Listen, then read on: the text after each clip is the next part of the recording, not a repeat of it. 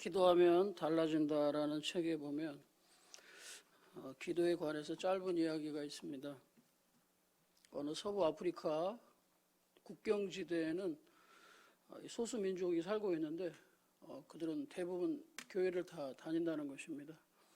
그래서 이 원주민들은 흙으로 이렇게 교회를 만들었어요. 그러니까 이제 흙으로 만들다 보니까 많이 방을 짓지를 못했다는 거죠. 예배실만 겨우 이렇게 만들고, 그래서 그분들이 이제 숲에 가까운 곳에 이제 기도처를 만들었습니다. 사람들이 어찌나 기도를 하러 많이 다니는지 이 기도를 하러 갔는데 거기에 이제 몇 달 만에 이제 오솔길이 생긴 겁니다. 그런데 이 기도라는 것이 열심히 할 때도 있지만 잘 안 되고 또 그 열심히 식을 때가 있잖아요. 그때는 갑자기 또 순식간에 이렇게 잡초가 자라서 길이 사라진다는 것을 알게 됐습니다. 그래서 마을 사람들은 기도의 오두막으로 가는 길에 잡초가 자랄 때와 또 길이 선명할 때 자신들의 삶이 다르다는 것을 깨달았습니다. 그래서 길에 잡초가 자라면 의도적으로 자주 기도하러 갔다고 합니다. 그리고 누군가의 얼굴에 근심이 보이면 기도의 오솔길에 잡초가 자라는구나 라는 생각을 하면서 그를 위해 기도하고 자신을 돌아봤다는 것입니다. 여러분의 기도의 오솔길은 어떤 상태입니까? 제자들이 예수님께 이런 요청을 했습니다. 우리에게 기도를 가르쳐 주십시오. 그것은 제자들이 요한이 자기 제자에게 기도를 가르치는 것을 보면서 기도의 마음이 제자들 안에 조금씩 싹튼 것입니다. 우리 1절 다 같이 읽겠습니다. 시작. 예수께서 한 곳에서 기도하시고 마치심에 제자 중 하나가 여짜오되 주여, 요한이 자기 제자들에게 기도를 가르친 것과 같이 우리에게도 가르쳐 주옵소서. 아멘. 제가 누가복음 1장부터 10장까지 보니까 예수님께서 기도를 가르쳤다는 얘기가 나오지 않더라고요. 자세히 봤습니다. 기도를 가르친 내용이 없습니다. 그런데 저는 그런 의문이 들었습니다. 이 기도가 이렇게 중요한데 왜 예수님은 제자들에게 기도를 가르치지 않으셨을까? 그것은 아직 제자들이 기도의 필요성을 알지 못하기 때문입니다. 대신에 예수님은 어떻게 기도해야 되는지 기도의 모습을 보여주셨습니다. 누가복음 5장 16절에 보면 예수는 물러가사 한적한 곳에서 기도하시니라. 예수님은 늘 기도하셨어요. 사역을 하다가 사람을 만나다가 필요하다면 새벽에도 오후에도 저녁 시간에도 기도하셨죠. 그런데 예수님은 제자들에게는 이 기도라는 것에 대해서 좀 시간을 가지신 것처럼 보입니다. 기도 이전과 이후가 어떻게 다른지 삶으로 보여주셨습니다. 마치 기도의 오두막으로 가는 오솔길이 선명할 때와 잡초가 무성할 때 차이를 삶으로 조금씩 보여주신 겁니다. 그렇다고 예수님의 오솔길에는 잡초가 날 시간이 전혀 없으셨다는 것이죠. 그러니 기도의 길을 먼저 간 우리 부모의 세대가 자녀들에게 어떤 기도의 모습을 보여주는가가 참으로 중요하지 않은가 싶습니다. 유튜브에 보면 이 비글 부부라고 하는 분들이 있습니다. 하준맘, 하주파파 이렇게 부르더라고요. 구독자가 한 40만 명 되고 그다음에 가정에서 예배하고 또 예배하는 모습들을 이렇게 많은 사람들과 이렇게 공유하시는 분들이더라고요. 이 하준 아빠는 자신 어머니에 대해서 세바시에 나와서 그런 얘기를 한 적이 있습니다. 자기가 우리 어머니를 어떤 신앙 생활을 했는가 생각해 보면 우리 어머니의 신앙은 대단히 깊었다는 것입니다. 어머니는 힘들고 지칠 때마다 교회 가서 늘 기도하셨어요. 근데 이 하준 아빠도 엄마하고 이렇게 교회 같이 가서 기도하고 싶었는데 이상하게 엄마가 이 아들을 데려가지 않은 거예요. 그래서 우리 엄마는 교회 가서 어떻게 기도하나 하고 아주 몰래 뒤를 따라가서 본 적이 있답니다. 그랬더니 엄마가 교회 들어와서 이 십자가 아래서 자리를 잡고 1시간이고 2시간이고 기도는 안 하고 펑펑 울더라는 것입니다. 그래서 이 하준 아빠는 어렸을 때 기도라는 것은 바로 이런 거구나. 어떤 것을 달라고 하나님께 기도하는 것이 아니라 그렇게 우리의 마음을 터놓고 하나님을 부르면 되는구나라는 것을 알게 됐습니다. 그러면서 이 아들은 엄마의 기도를 이렇게 기억합니다. 엄마의 기도는 아들의 신앙을 일으켜 줍니다. 아들은 엄마의 눈물의 기도를 보고 자라는 것입니다. 그리고 자기가 기억하는 엄마는 똑똑하지도 부유하지 않으셨대요. 공장에 다니셨는데 한 오랜 시간 동안 공장에 다니면서 이렇게 가정 생활비를 내놓고 아주 적은 금액은 모아서 자신보다 더 어려운 사람들에게 과일을 사서 많이 이렇게 나누셨다고 기억합니다. 늘 어머니는 가진 것을 나눴고 화장실 청소를 도맡아 하셨대요. 그러니까 11시에 예배면 9시쯤 와서 그때부터 청소를 하는 거예요. 그리고 예배 시간 되기 전까지 청소하고 헝클어진 모습으로, 헝클어진 옷차림으로 그렇게 교회에 자기의 손을 끌고 예배를 간 적이 한두 번이 아니었다. 그런데요, 중요한 게 뭐냐? 이 엄마의 섬김의 모습에서 단 한 번도 인상을 쓰거나 이런 것 때문에 정말 어렵다 하는 모습이 아니라 너무나 행복해하는 모습을 자랐다는 것입니다. 남을 돕는 것이 행복하다는 말이 그저 말뿐이 아니라 진심이었다는 것을 알게 되었습니다. 그래서 이 하준 아빠도, 지금 하준이는 5살입니다. 근데 하준 아빠도 집에서 예배해요. 그 예배하는 모습을 다 유튜브로 찍어서 많은 구독자들과 공유합니다. 그런데 아들에게는 어떻게 하는지 모르겠습니다. 아들에게도 기도하는 소리를 들려주고 찬양하는 소리를 들려주겠죠.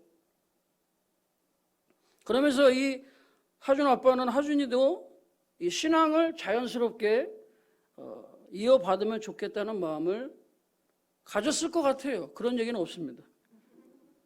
여러분, 예수님도 기도가 얼마나 소중한지 아셨지만 아직 준비되지 않은 제자들에게 강조나 강요하지 않으시고 다만 삶으로 보여주셨습니다. 언제 기도해야 되는지, 기도 후에는 어떻게 해야 되는지, 또 어떻게 섬겨야 되는지를 보여준 것입니다. 그러니 우리 교회에 이 기도의 어머니, 기도의 아버지들이 계신 것이 얼마나 든든하고 힘이 되는지 기대가 큽니다. 그리고 오늘 마침내 제자들은 입을 열어서 기도를 가르쳐 달라고 말했습니다. 오늘 성경에 나와 있지는 않지만 예수님의 마음이 얼마나 벅찼을까.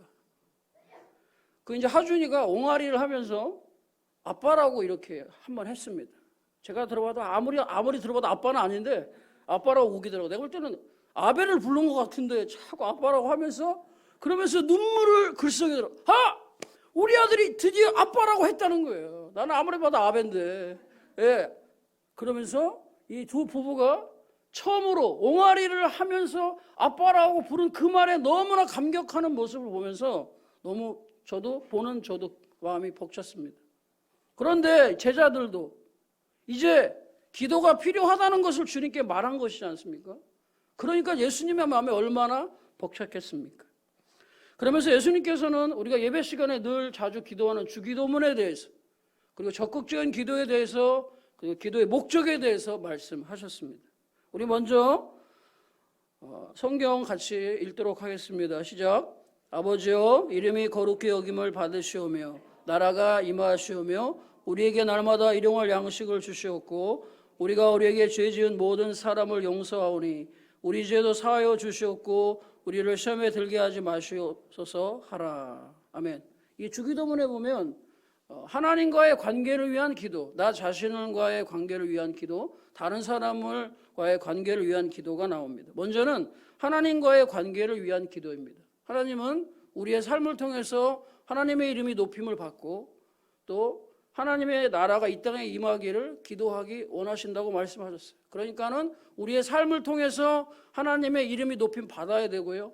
또 하나님의 나라가 이 땅 가운데 임하는 일에 우리의 삶이 쓰임 받기를 기도해야 됩니다.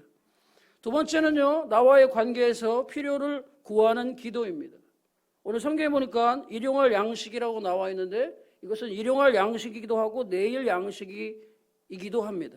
그래서 이 양식을 위해서 기도해야 한다는 것이죠. 그런데 우리가 필요를 위한 기도의 몇 가지 핵심으로 가져가야 될 것이 있습니다. 첫째는 하나님은 모든 것의 주인이시며 하나님은 모든 것의 공급자라는 사실입니다. 우리가 직장을 다니든 또 사정이 있어서 직장을 다니지 않든 일을 하든 일을 하지 않든 하나님은 우리의 삶의 공급자라는 사실입니다. 두 번째는요, 나의 필요성에 대해 다른 사람과 나눌 때 주의해야 합니다. 특별히 재정에 대해서는 더 중요해야 됩니다. 우리가 사람들에게 소그룹을 하면서 이런 것들을 나눕니다. 그런데 자칫 잘못하면 사람들에게 기도를 요청하는 것이 아니라 도움을 요청할 수도 있다는 사실입니다. 왜냐하면 지금은 하나님께 마음이 기울어진 것이 아니고 사람들에게 더 많이 기울어져 있기 때문에 그것에 대한 중재와 그것에 대한 조율이 필요하다는 것이죠. 제가 아는 어떤 분은 돈이 조금 있으세요. 그런데 그분이 어느 날 자기 아는 친구가 돈을 빌리러 왔대요. 그래서 액수가 크지 않아서 돈을 빌려줬답니다. 돈을 빌려주고 돌아서는데 하나님이 그런 마음을 주시더래요. 네가 돈을 빌려줬기 때문에 그 사람의 기도가 10분의 1로 줄었다. 그러니까 이 사람이 그 다음부터는 내가 원한다고 해서 돈을 함부로 빌려주서는 안 되겠구나. 왜냐하면 저 사람이 하나님과 교통해서 하나님과 소통해서 어떤 재정이든 어떤 것이든 풀어나가야 될 것들이 있는데 자기 스스로 그것을 막아버리는 역할을 했다는 사실을 아시고 조심해야겠다는 생각을 가졌다고 하십니다. 우리에게도 중요하죠. 하나님은요, 사람을 통해서 일하십니다. 그러나 사람이 우선이 아니고 하나님이 우선인 것이죠. 세 번째는요, 하나님의 공급하심이 있기 위해서는 내가 다른 사람에게 흘려보내야 될 것이 무엇인가를 찾아야 합니다. 그것이 물건이 될 수도 있고 시간이 될 수 있고 재능이 될 수 있습니다. 우리가 재정학교에서 배우는 것들이 있죠. 재정학교에 오신 분들의 대부분은 재정의 어려움 때문에 재정학교에 오십니다. 그러니까 나누고 싶어도 나눌 것이 없는 거죠. 그래서 집에서 2개 있는 물건, 안 쓰는 물건, 새거 있는 물건 이런 것들을 가져옵니다. 그러면요, 현금 출납부에 뭐라고 쓰느냐? 심었다라고 기재합니다. 그럼 하나님 그 심은 그것을 보시고 그 사람의 삶에 필요한 것들을 채워주시는 것이죠. 만약 그것도 없다면 우리는 몸으로 봉사하고 구제하고 전도해야 합니다. 세 번째는요, 다른 사람을 위해서 다른 사람들과의 관계를 위한 기도가 있습니다. 특별히 이 기도에는 용서를 주고받아야 합니다. 미국에 이 동기부여를 굉장히 잘하시는 분이 계셨대요. 근데 어떤 NGO 단체에서 이분에게 실직자들을 위해서 좀 강의를 해주면 좋겠다라고 했대요. 그랬더니 이분이 너무 부담스럽다. 실직하신 분들 어떻게 자기가 이거 해서 또 다시 재취업을 시키겠냐. 그래서 사양했답니다. 근데 이분이 너무 간경하게 요청하셔서 못 이기는 채 하고 가셨대요. 근데 이 강의실에 딱 들어섰는데 깜짝 놀랐답니다. 정말 사람들이요, 강의실에만 꽉 찬 게 아니라 계단이고 복도고 발 디딜 만큼이 없을 정도로 사람들이 가득 찬 거예요. 그래서 이분은 그 사람들을 위해서 최선을 다해서 강의를 했대요. 뿐만 아니라 이분들을 소그룹으로 다 묶어서 어떻게 재취업할 수 있는지, 이력서는 어떻게 쓰는지, 면접은 어떻게 보는지, 자기소개서는 어떻게 쓰는지 이런 것들을 다 가르쳐서 정말 놀랍게 이분들을 다 취업을 시켰답니다. 아멘이 아닙니다. 얼마 있다가 이분들이 다 실직해버렸대요.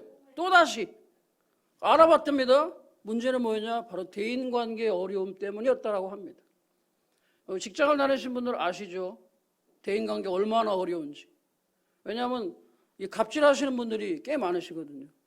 그러니까 일도 힘들지만 사실 일보다 더 힘든 건 사람이거든요.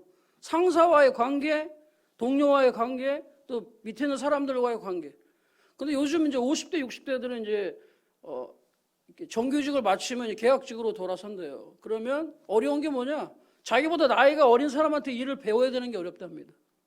자기도 정규직에 있을 때는 야, 이렇게 하십시오, 저렇게 하십시오 하다가 이제 바뀌어서 자기보다 어린 사람이 이렇게 저렇게 하라니까 성질은 났지만 어쩔 수 없이 다 배워야 되는 거죠. 이런 것이 어렵다. 그렇지만 이런 어려움이 직장 안에 있는 것이 아니고 교회 안에도 있습니다. 교회 안에 있어요. 정말 다양한 사람들이 교회 안에 모이죠.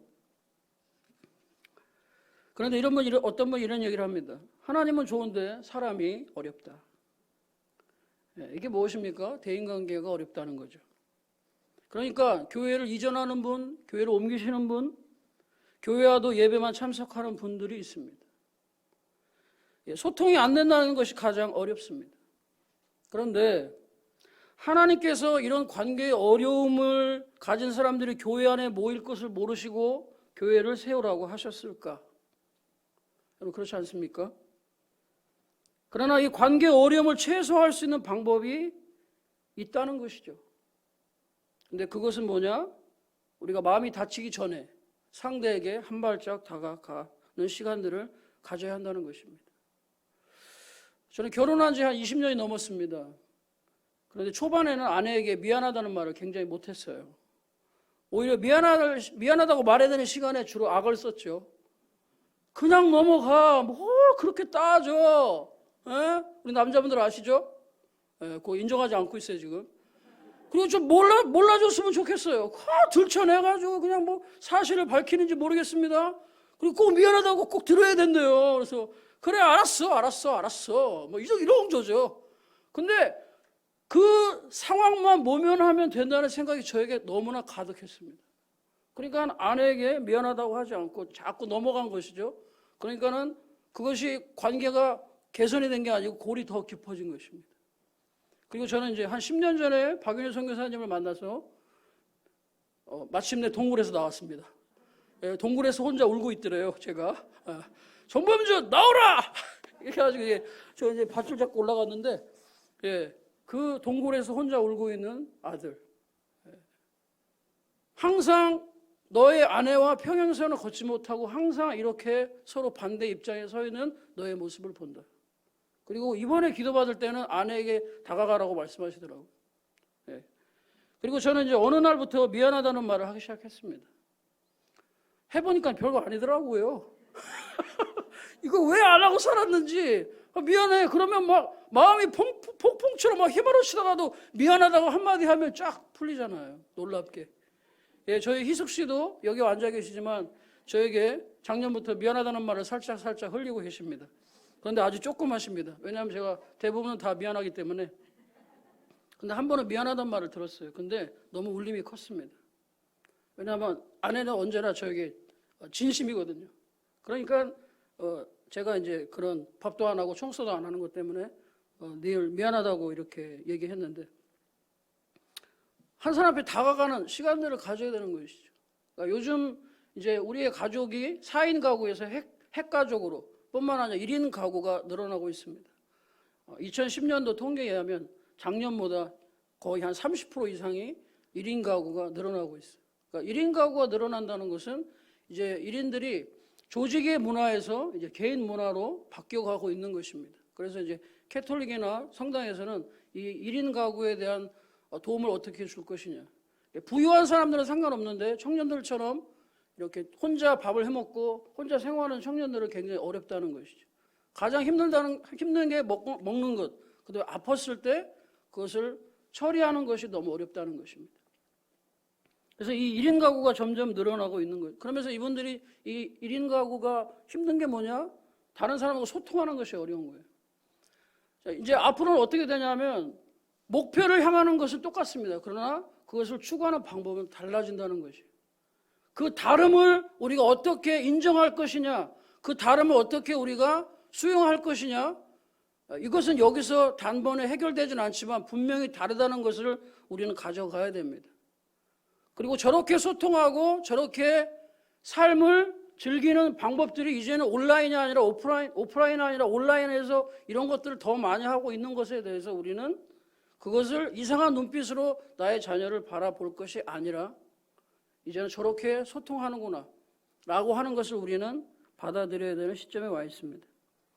그래서 올해가 가시기 전에 내가 누군가 화해를 하거나 또 누군가 관계를 개선해야 될 분들이 있다면 잊어버리지 마시고 올해가 가기 전에 관계를 회복하시기를 축원합니다. 그런데 이 용서에는요 대전제가 있습니다. 그것은 4절에 보면 죄 지은 사람을 용서한 것 같이라고 나옵니다.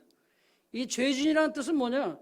빚진 자라는 뜻입니다. 빚을 졌다. 이 빚이라는 것은 돈만이 아니고요. 어떤 업무나 내가 하지 못하는 일들을 대신 누군가가 해줄 때 우리가 하는 말이 빚졌다라고 얘기하죠. 그럼 내가 그 빚 갚을게. 다음에 한번 밥 먹자 라고 하면서 밥 사주는 사람을 못 봤습니다. 예, 어쨌든 이런 빚들을 이렇게 갚아가는데 우리가 용서할 수 있는 기반이 뭐냐? 나의 의로움이 아니라 우리가 하나님께 빚진 자라는 사실을 아는 것이죠. 우리가 하나님께 용서받으신 분들이 있죠. 왜냐하면 성경은 이렇게 말합니다. 적게 용서를 받은 사람은 적게 사랑한다. 그러나 용서함이 많이 받은 사람은 하나님을 더 많이 사랑한다라고 말씀하고 있어요. 이것은 비단 하나님과 나와의 관계만이 아니고 우리 인간관계도 마찬가지인 거죠. 우리 교회가 이렇게 40년씩 버텨나갈 수 있는 그 힘이 뭐냐? 물론 하나님의 은혜죠. 그러나 두 번째는 우리가 서로 불편한 관계들을 조금씩 양보하고 조금씩 개선하고 조금씩 참고. 근데 문제는 뭐냐? 회피하는 것은 굉장히 건강하지 않습니다. 근데 우리 젊은 세대들은 많이 회피하고 있습니다. 그것은 자기가 자기 자신을 지키기 위한 것이기 때문에 어쩔 수가 없습니다. 다만 그들이 힘들고 어려울 때 우리가 어떻게 다가갈 거냐라고 하는 것은 또 다른 문제인 것입니다. 그렇기 때문에 마태복음 18장 21절에 보면 이렇게 말했습니다. 그때 베드로가 나와 이르되 주여 형제가 내게 죄를 범하면 몇 번이나 용서하여 주리까 7번까지 하오리까. 유대인의 문화는 7번이 없습니다. 한두 번만 있고요. 3번이 최고입니다. 그러니까 베드로가 이렇게 얘기한 것은 예수님께 칭찬을 받고 싶었던 거죠. 내가 이렇게 하고 있는, 예수님 이렇게 제가 인심을 쓰는데 어떻습니까? 그랬더니 예수님께서 뭐라 하셨어요? 한술 더 뜨신 것이라 극치를 말씀해 주죠. 70번씩 7번이나 용서해야 된다. 용서는 끝이 없다는 것이죠. 그런데 그 용서를 할 수 있는 기반은 바로 우리가 1만 달란트의 빚을 탕감받은 그 용서에 대한 기억이 있어야 됩니다. 1만 달란트는요 엄청나게 큰 돈입니다. 약 30조 원 정도 되는 돈이고 100데나리온은 한 노동자의 3개월 정도의 품값을 이야기하면 한 1,000만 원 정도 됩니다. 한 1,000만 원 정도 되는데 이 이야기를 통해서 뭐라고 말씀하시냐면 1만 달란트 빚진 자가 이 주인 앞에 왔어요. 그 빚을 한 사람한테. 그랬더니 그분이 빚을 갚으라고 하니까 저는 빚을 갚을 수가 없다. 그리고 기다려주면 내가 갚겠다라고 하니까 이 주인이 그러죠. 네가 더 이상 갚을 수 있는 능력이 없기 때문에 내가 너의 모든 것을 탕감하겠다. 그리고 이 사람이 탕감받고 집으로 돌아오는 길에 자기한테 100데나리온의 빚을 진 사람을 만났는데 너무나 역정을 내면서 그 사람 멱살을 잡고 감옥에 갖다 집어넣은 것이죠. 그리고 그것을 다 갚기 전에는 너는 나올 수 없다. 그러니까 이 이야기를 이 1만 달란트를 탕감의 주인이 들은 거죠. 그리고 그 주인을 다시 소환했습니다. 종을 다시 소환해서 이렇게 말합니다. 악한 종아, 내가 빌기에 내가 내 빚을 전부 탕감하여 주었거늘 내가 너를 불쌍히 여김과 같이 너도 내 동료를 불쌍히 여김이 마땅하지 아니하냐 하시니라. 그래서 그 주인은 노에서 그 빚을 갚도록 악한 종을 옥졸들에게 넘겼습니다. 그러면서 예수님이 이렇게 말씀하셨어요. 너희가 각각 마음으로부터 형제를 용서하지 않으냐면 나의 하늘 아버지께서 너희에게 이와 같이 용서하지 아니하시리. 우리가 먼저 용서해야 하나님께 용서를 받는 거예요.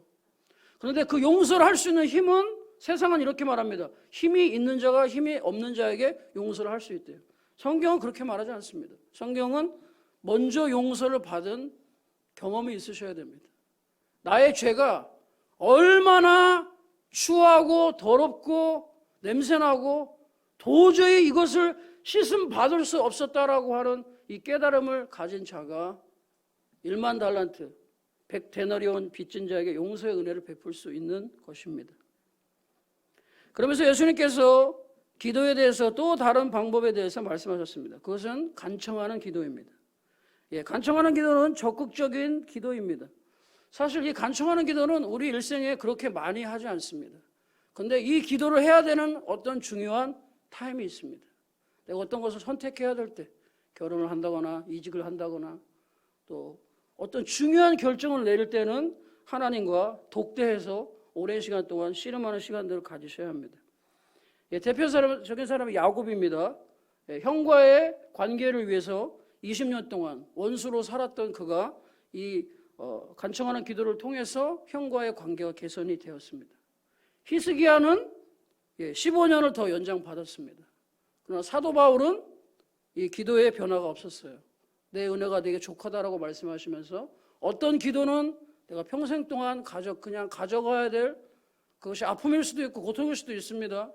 모든 기도가 다 해결되고 정리되는 것이 아닙니다. 어떤 기도는 개선되고 변화되지만 어떤 기도는 일생 동안 우리가 가져가야 될 그런 기도도 있습니다. 예전에 이천수 목사님께서 이런 간증을 하셨습니다. 이천수 목사님께 아버지도 목사님이셨는데 교회를 위해서 40일 금식 기도를 하시다가 중간에 돌아가신 거예요. 그러니까 이천수 목사님이 어린 마음에 자기는 절대로 목사가 안 되겠다라고 다짐을 하신 거죠. 그런데 놀라운 것은 그의 어머니입니다. 어머니가 이렇게 말씀하셨죠. 아버지가 이루지 못한 목회, 네가 이뤄야 된다. 웃긴 얘기인데 안 웃고 있습니다. 그러니까 어떤 면에서는 강요한 거죠. 아버지가 이루지 못했으니까 네가 이뤄야 된다. 자기는 절대 목회를 안 한다고 생각했대요. 그렇다고 엄마가 막 이걸로 막 협박하고 이렇게 했습니까? 계속 설득을 한 것이죠. 그리고 목사님께서 35살에 순종하셨대요. 그리고 목회를 지금까지 잘하고 계신데 어느 날 이렇게 고백하셨대요.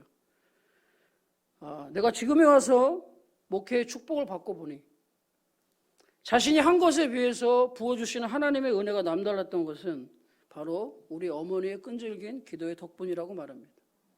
여러분, 우리가 자녀를 위해서 기도합니다. 근데 우리 자녀들이 나의 생각대로 빨리 변화되지 않아서 우리가 굉장히 사실 속상하죠. 그런데 여러분의 기도의 사이즈는 더 키우셔야 되는 게 우리 부모님들이 하는 기도는요, 자녀의 구원만이 아니고 이곳에 와서 예배하는 정도의 차원이 아닙니다.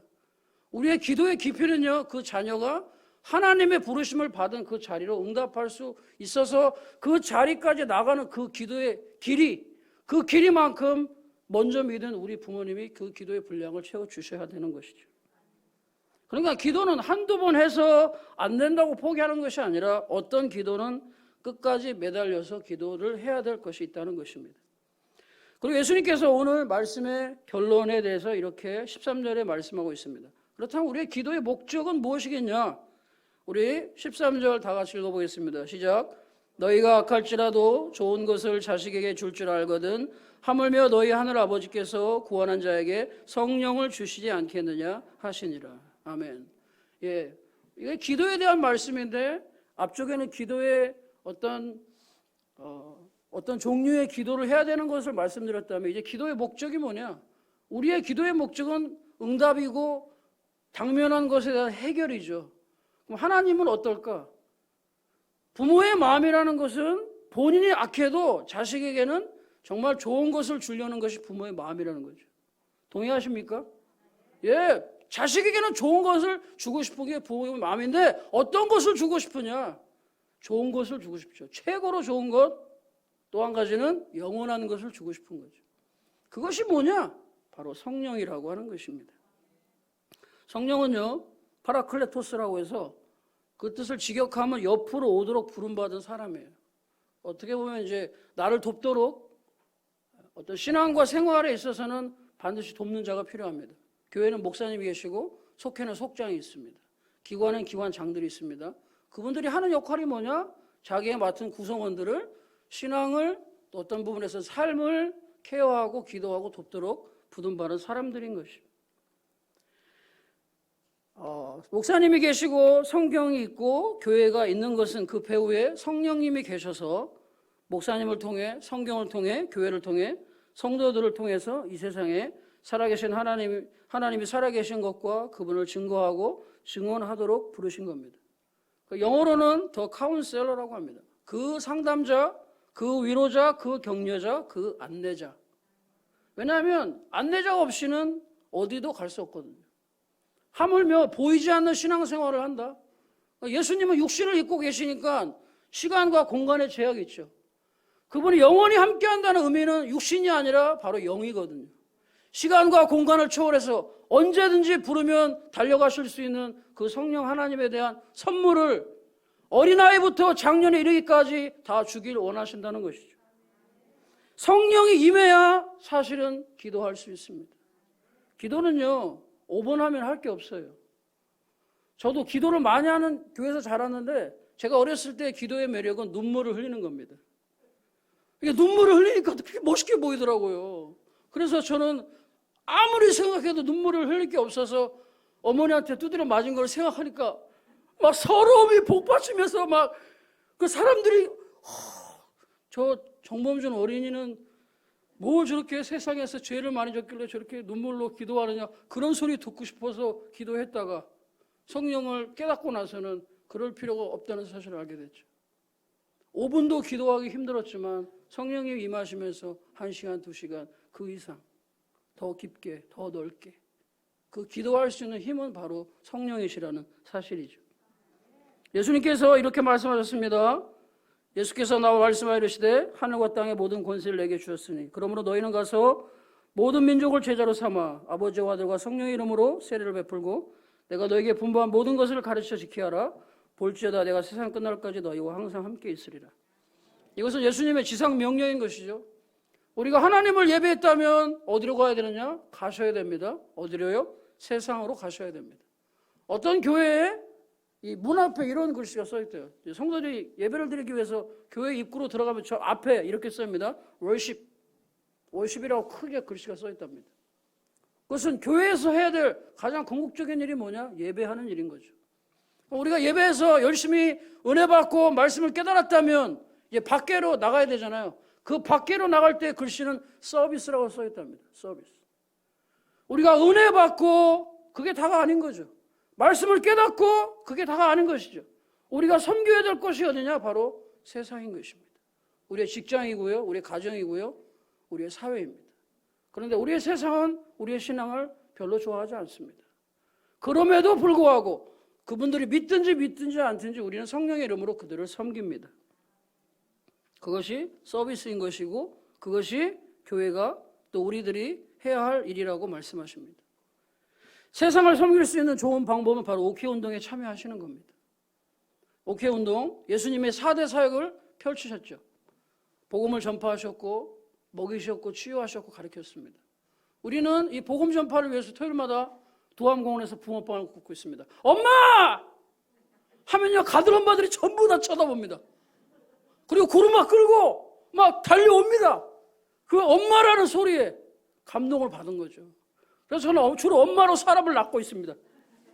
네, 그래서 교회마다 사람들이 매주마다 교회에 오고 있어요. 네, 복음 전파하는 일, 붕어빵 전도 엄청 좋더라고요.